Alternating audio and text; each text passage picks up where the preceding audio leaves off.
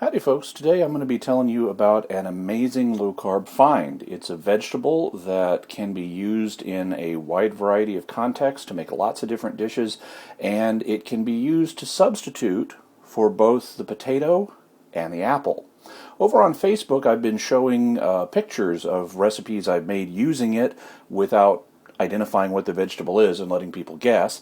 But now it's time to pull the curtain back on that and show you what it is. First, though, I thought I'd show you some pictures of the recipes I've been doing. There are the potato recipes like these.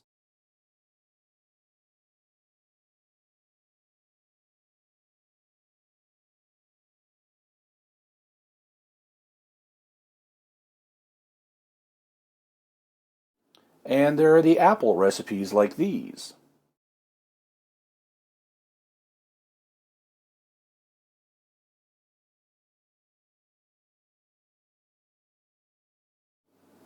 What enables this vegetable to serve both roles is the fact that it has basically the same kind of white, fibrous texture that both potatoes and apples have.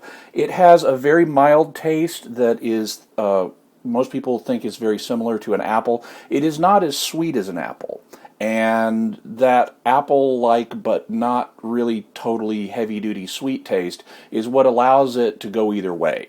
If you associate it with tastes that are of a salty nature or otherwise like tastes that we associate with a potato, such as salt and pepper and butter and olive oil and things like that, then it will serve as an admirable potato substitute.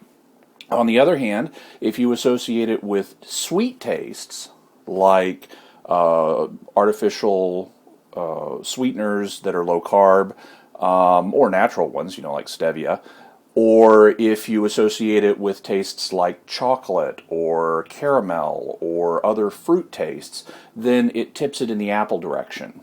And so it can really go either way. So what is this marvelous vegetable? Well, as many of the friends of mine on Facebook guessed, it's this. It's what's known as a jicama. It's also known under some other names. Sometimes it's just called a yam, although it is not the same as the normal American yams that you find. It's also sometimes called a Mexican turnip, or it's also called yam bean, which is really odd, but it is apparently. So anyway, it's a root vegetable, and as you can see, it even looks very much like a potato, although it tends to be bigger than a normal potato. A normal potato would be maybe half of the size of this. So it's quite large. It is also quite low in carbs. It has a digestible carb factor of 4, meaning for every 100 grams of this you eat, only 4 of those will be digestible carbohydrates. What's more, it has a a fiber factor of 5, which means that for every 100 grams of this you eat, 5 of those grams are going to be fiber. And so it's very high in fiber. It also retains a lot of water as a result. And so what I'd like to do now is just show you what the inside of it looks like. And it's very potato-like in its texture, as you can already tell from, oops, get the camera back where it needs to be. There we are. Just in terms of slicing it, it slices very much like a potato. It also peels like a potato. So the first thing you want to do after getting it home and washing it is you want to peel it. But as you can see, it has this kind of flesh to it that's very much like a potato or an apple. It is a superior, in my view, potato substitute to many others. It's very common for low carbers to use cauliflower in place of potato, and this is way better for most purposes. Cauliflower has an unusual aroma and taste that are unfamiliar to potato recipes, and so I don't think they go that well. I don't think cauliflower goes that well as a potato substitute. The only thing it does better is mash.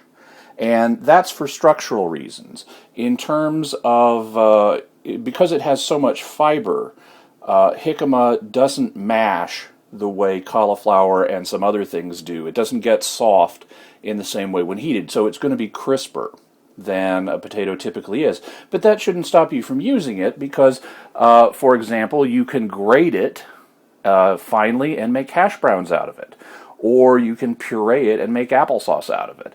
The mere fact it doesn't mush shouldn't stop you, because if you change its shape via grating or pureeing or something like that, then the little bit of extra crispiness or crunchiness it has won't really be a distraction, so that's not a problem. By the way, you can also see, if you look at the knife here, just from slicing it, I got quite a bit of water on the knife, and that's because in addition to the fiber, water is one of jicama's principal components. Now, I had never heard of jicama until I moved out here to the Southwest, but it's quite common out here. And for example, at square dances that I go to, I often find jicama sliced on party trays. And that's something you can do with it. You don't have to cook it, actually. You can just eat it raw. And to give you a sample of that, and I'll also it'll illustrate the crunch factor. You can probably hear that, the sound of me chewing, and it is it's very mild and refreshing. It's a kind of cool taste, by which I mean cool temperature-wise. It's not hot, just raw. It's very crisp and refreshing, very much like an apple, only not as sweet. And so you can just cut it and use it to scoop up dips of various kind, or you could cut it thinly and fry it up in a pan or a deep fryer and make low-carb potato chips out of it. There are lots of different uses that you can put it to.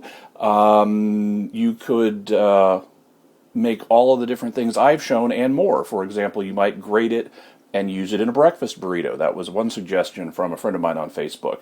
You could cut it into cubes and build a fort out of it in your living room. The options are quite unlimited, so I hope you'll explore using this marvelous vegetable, and bon appetit.